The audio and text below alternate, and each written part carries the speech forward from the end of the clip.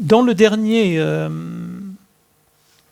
atelier, on a parlé d'une autre réalité, ce sont nos familles d'âmes. Donc, il y a ces 13 familles d'âmes. Alors, les familles d'âmes n'ont rien à voir, effectivement, avec nos familles terrestres. Notre famille d'âmes, pour vous donner schématiquement la réalité, quand à l'origine la source a décidé de se manifester, il y a plein d'étincelles du divin qui se sont libérées, et ces étincelles ont été des étincelles complètement neutres. Ils sont apparus sur le grand plan du mental, c'est-à-dire c'est le plan d'autoconceptualisation du divin. C'est là où il a conçu, si on peut dire, l'idée de la manifestation et de la vie. Et de ce plan-là, il y a eu la chute. C'est un peu le symbole de la chute comme d'Adam et Ève, si on peut dire. C'est l'anima et l'animus. Et ces étincelles divines complètement neutres sont arrivées au niveau de l'âme mère, si on peut dire. L'âme mère, c'est l'âme de l'humanité. Et à l'intérieur de cette âme mère où le grand soi, ces âmes se sont mises sur des vibrations particulières que l'on appelle les familles d'âmes. Et toutes ces âmes, toutes ces étincelles se sont mises sur une certaine vibration dans le but de servir avant tout le divin. Et elles resteront sur cette vibration jusqu'à la fin du cycle. Par contre, ces familles d'âmes sont en relation, bien évidemment, avec les autres familles d'âmes selon les choses qu'elles ont à vivre ou les missions qu'elles veulent accomplir. Donc, toutes les familles d'âmes dont nous faisons partie, on les retrouve aussi vibratoirement dans nos vies. Ces familles d'âmes, on va retrouver des affinités avec des personnes, des liens. Et donc, il est important de pouvoir s'ouvrir en fait à ces relations-là, parce que ce sont des parties de notre vibration qui vont venir nous nourrir, nous renforcer. Parce que par rapport à nos familles d'âmes, nous sommes toujours en contact. Elles nous nourrissent, on les nourrit. Il y a toujours ce schéma qui fonctionne. Tout est, dans la manifestation, est basé sur la respiration. L'inspire, l'expire. L'inspire, l'expire. Comme les battements de cœur, comme le jour et la nuit, tout est une histoire de relation et une histoire d'échange. Croire qu'on est des individus uniques est une vue de l'esprit, pas du grand esprit, du petit. La réalité, c'est qu'on est tous interdépendants. On fait tous partie à l'origine de ce un. Et c'est de comprendre que en quittant ce point d'origine en tant qu'étincelle, on garde toujours cette imprégnation au niveau du un. Même si en descendant on se densifie, parce qu'il faut descendre sur des vibrations de plus en plus basses pour arriver à la fréquence qui va correspondre à l'incarnation, on va passer par des voiles. Tous ces voiles, ça va être la mère, les familles d'âmes, mais on va passer par les plans angéliques où on va s'imprégner dans de la vibration d'anges. Il y en a 3 qui nous suivent. Un qui est en relation avec notre physique, l'autre notre psyché et l'autre avec l'âme. Pour ceux qui sont déjà venus, il y en a certains qui ont été en relation avec et on avait fait un rituel pour s'imprégner de leur nature. Donc c'est encore une aide supplémentaire qui est là. Donc, vous avez la mère qui vous nourrit, les familles qui vous nourrissent, ensuite les anges gardiens qui vous nourrissent, et sur ce plan où il y a les anges gardiens, il y a tous les liens qui vont se faire avec ce qu'on va pouvoir appeler des guides, ce qu'on va pouvoir appeler des maîtres de lumière, c'est-à-dire des vibrations qui vont venir nourrir notre corps de lumière, parce que tout passe par notre corps de lumière. Donc, je précise ça parce qu'il faut comprendre que faut pas voir les guides, faut pas voir les anges gardiens en tant que des entités finies. Ce sont des gammes vibratoires qui sont auto-agissantes. Mais comme nous vivons au niveau de la dualité, au niveau du fini, si on perçoit une vibration, par exemple, d'une entité, on ne peut pas la percevoir réellement en tant que vibration.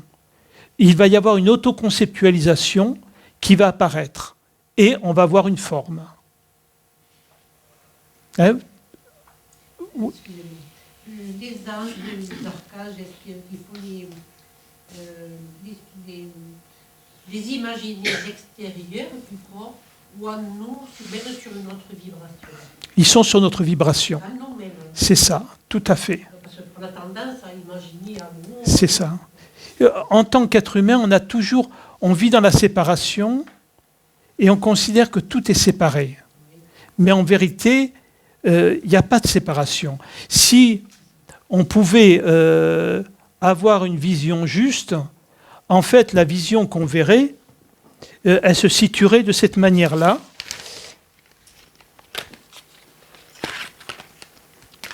Les personnes, comme ça.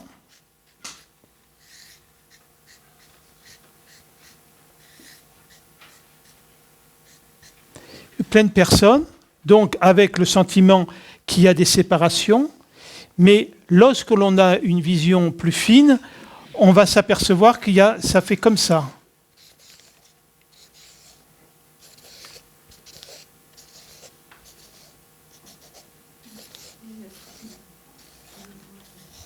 Vous voyez? C'est-à-dire qu'il n'y a aucun vide.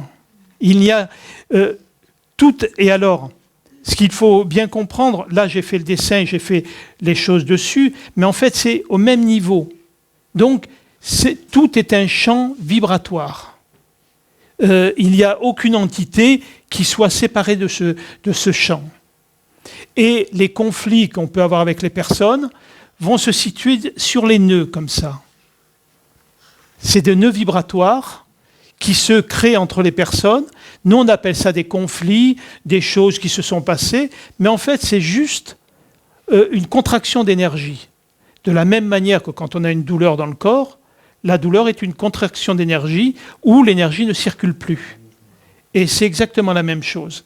Donc, il faut vraiment arriver à concevoir que la notion de séparation est un leurre complet. Je prends un exemple qui peut être très simple.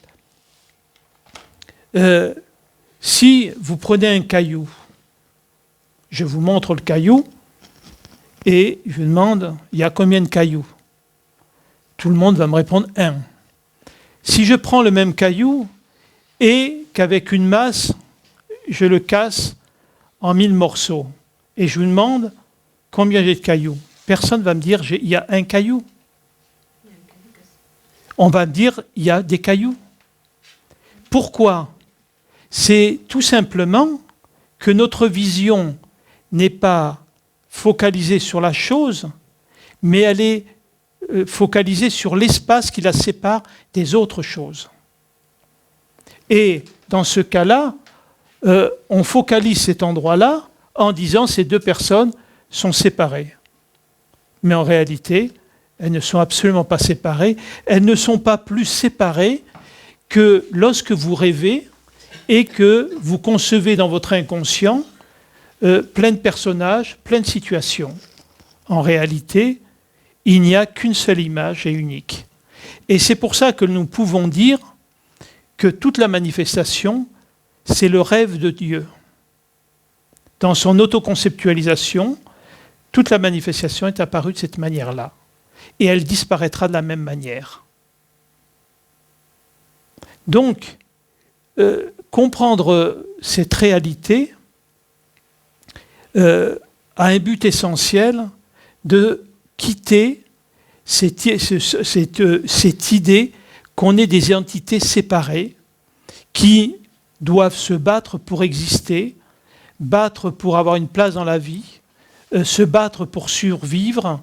Tant qu'on croit, qu'on a cette croyance-là, comme nous sommes conçus par le Verbe créateur, nous créons l'expérience qui va avec. Beaucoup vont dire, oui, mais je suis là et je vois bien l'extérieur, tandis que ce n'est pas la vérité.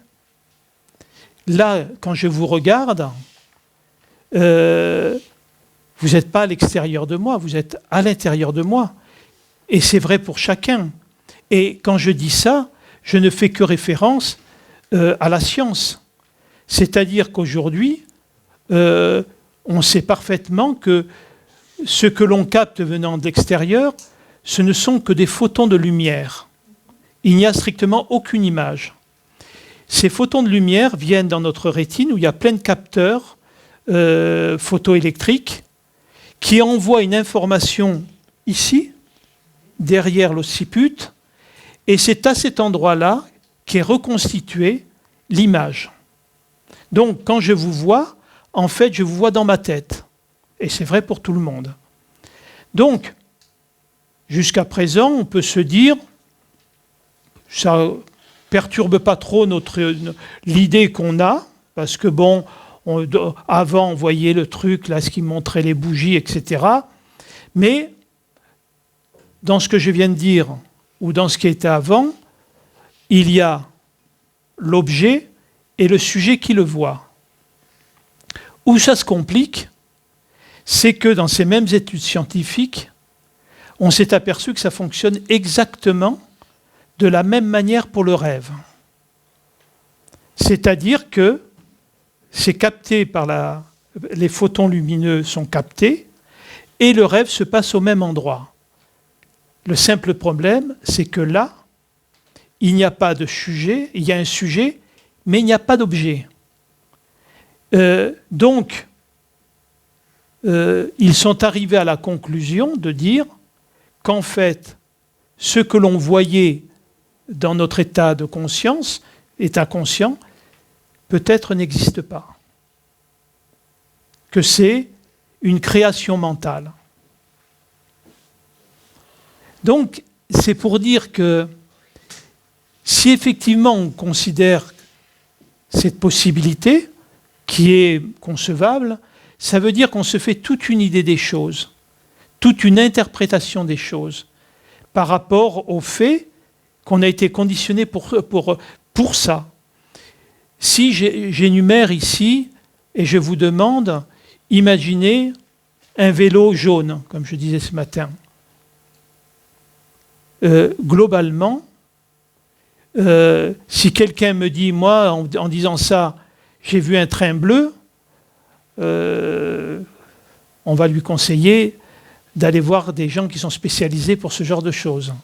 Parce qu'on est tellement conditionné que si on donne une information, ça revient tout de suite. Si je vous dis une paire de chaussettes, tout le monde va penser à ce que c'est.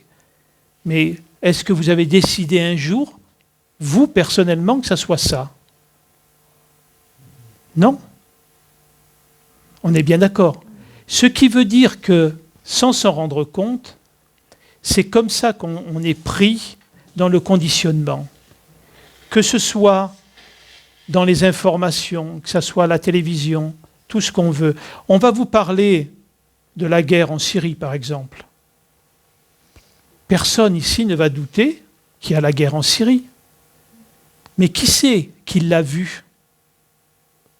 Personne. Du moins, aucun de vous, du moins je pense que personne n'y est allé.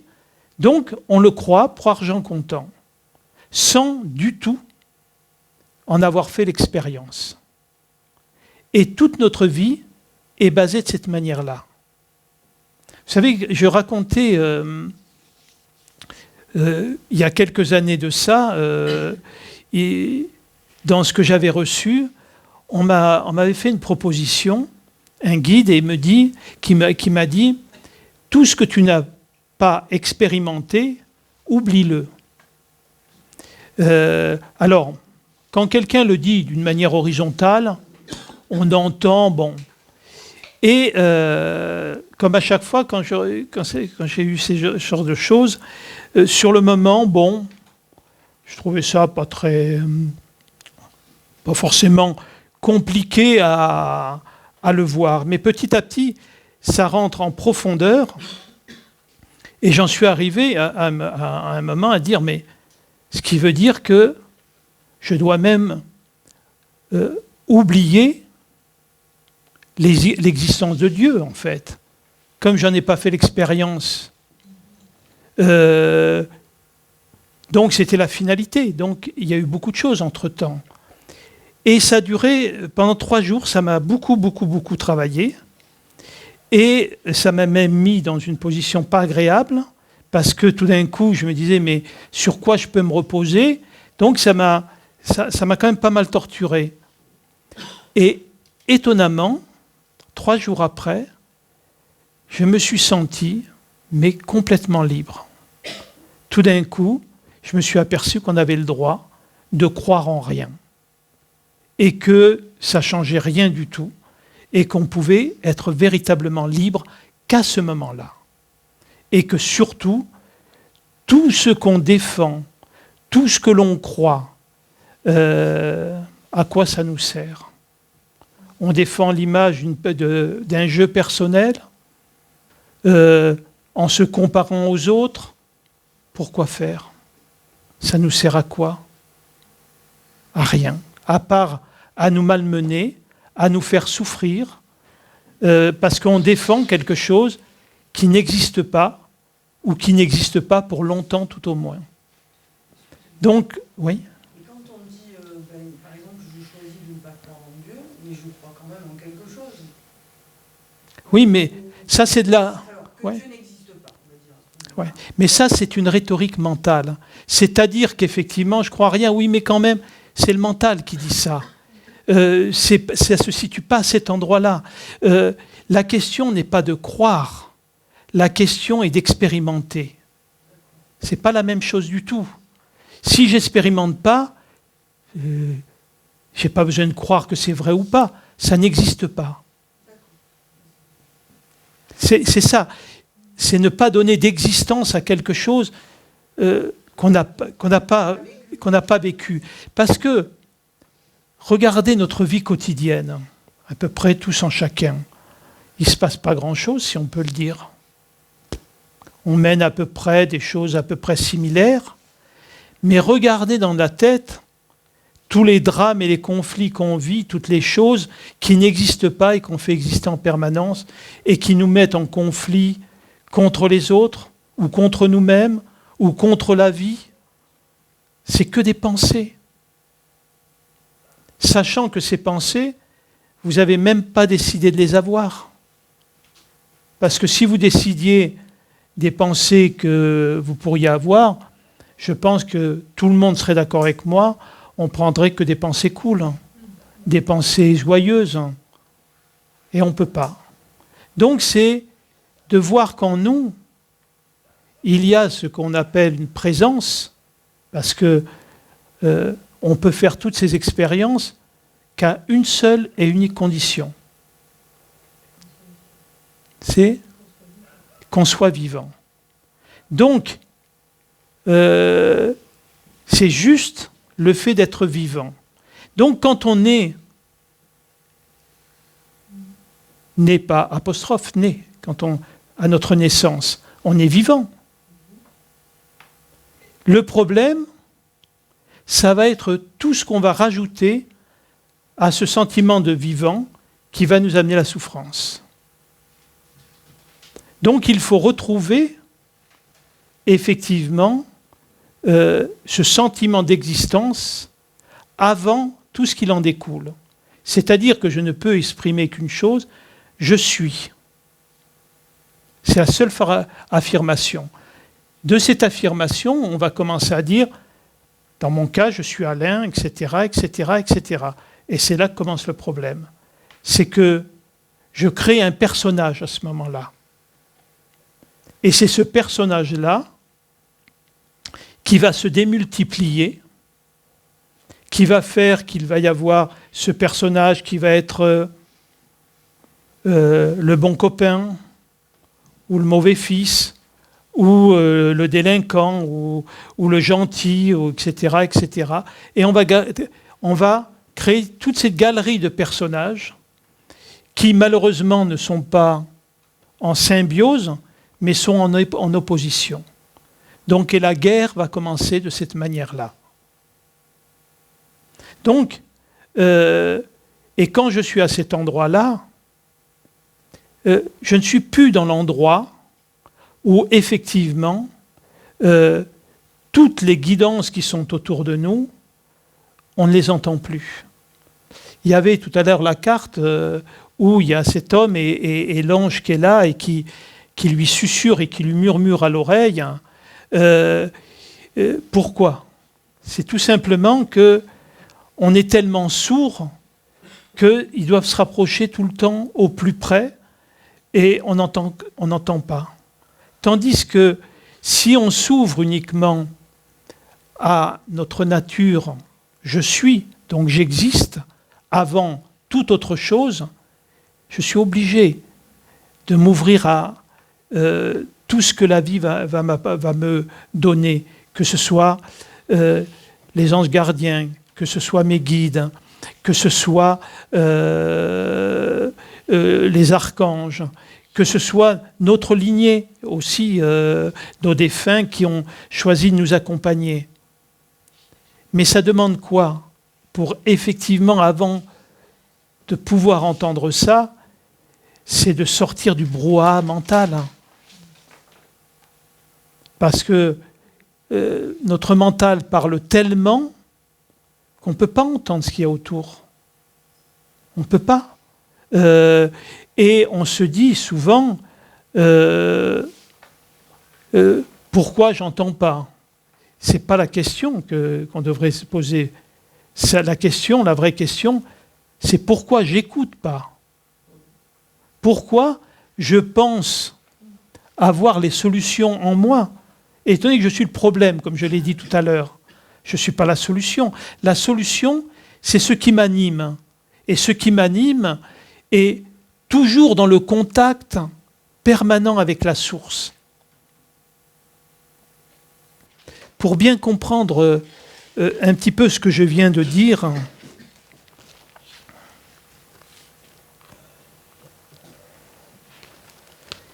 alors déjà j'ai fait un dessin là, on peut le faire comme ça. Donc un petit peu ce qui se passe un petit peu au niveau de nos corps physiques et de notre corps de lumière. C'est-à-dire que vous imaginez au milieu, c'est le point de transmutation, c'est-à-dire c'est le point où il y a eu le Big Bang.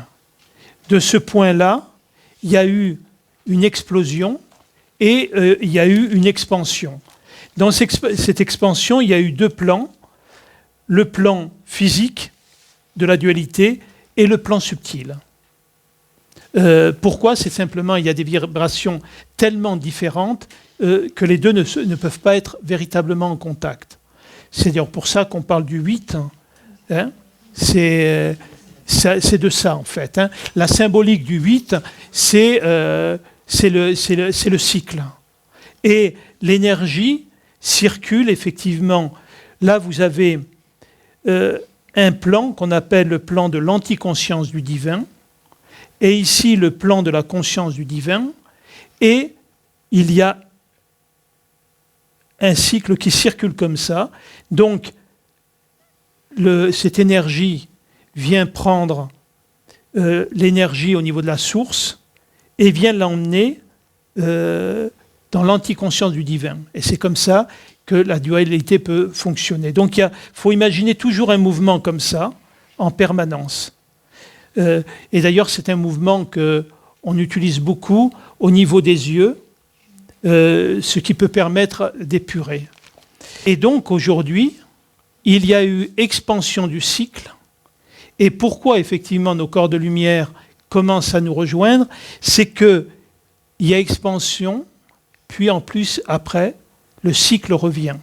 C'est la symbolique de ce que disait Jésus, de la pêche miraculeuse. On peut imaginer le filet qui va chercher les expériences, puis qui ramène toutes ces expériences au Père. Et donc, il y a ce rapprochement qui se fait. Voilà un petit peu le schéma que j'ai fait. Comment on fonctionne sur le jeu personnel. La source, d'où vient tout le temps, je vais le mettre comme ça, vous voyez mieux? La source, c'est-à-dire le point d'origine, où tout part de cet endroit-là, c'est le seul endroit où il n'y a pas de respiration. C'est-à-dire que le souffle divin, il n'y a pas d'inspire, il n'y a que l'expire. Et il n'y en a que deux en fait. Il y a le souffle, puis il y a l'inspire final, c'est sur l'autre dessin, à la fin du cycle, il revient. Donc, cette énergie qui vient, qui amène l'inspiration, et au niveau du jeu personnel, cette inspiration est récupérée par le mental conditionné. C'est-à-dire que cette inspiration, je ne vais l'accepter qu'à condition qu'elle soit conforme à mes conditionnements, à mes croyances. Si elle n'est pas conforme, elle est mise de côté ou transformée. Puis, il y a la verbalisation, c'est-à-dire effectivement, je vais manifester ça après cette déformation-là.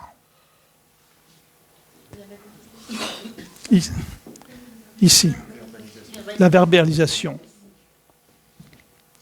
Si je suis au niveau du jeu impersonnel, le jeu impersonnel, c'est que je ne vais pas faire des choses, quelque chose de personnel, je ne vais pas le prendre contre moi, ni pour moi, ce sont juste des choses, c'est point final. Dans ce cas-là, c'est la source, toujours pareil, l'inspiration, et ça part directement au niveau du cœur. Pourquoi? Parce qu'à ce moment-là, ça va au niveau du cœur parce que c'est accueilli comme une gratitude. C'est-à-dire que, quoi qu'il se passe, ça a quelque chose à m'apprendre. Même si c'est douloureux, je ne le prends pas contre moi, mais c'est un enseignement.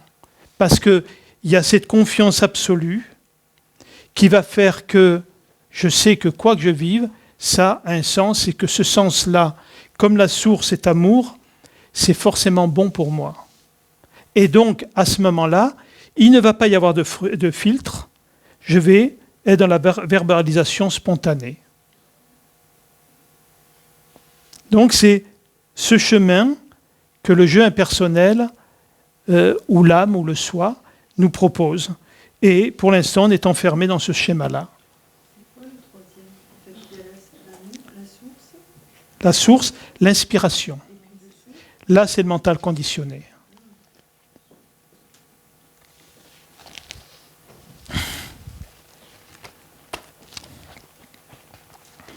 Et donc, toutes les guidances qu'on a passent effectivement à partir de cet endroit qu'on va appeler l'inspiration. C'est un plan, c'est le plan de l'astral en fait, qui fait que c'est comme ça que l'on va percevoir les choses, qui vont nous toucher en passant par notre corps émotionnel. Et effectivement, notre corps émotionnel, il est complètement en relation avec notre système endocrinien. car le système endocrinien, c'est lui qui crée les hormones, et les hormones créent les émotions. Et par rapport à ça, il y a l'aide la plus merveilleuse en fait qu'on puisse nommer, c'est qu'en fait notre système endocrinien, c'est à l'intérieur de lui que se situe le message divin.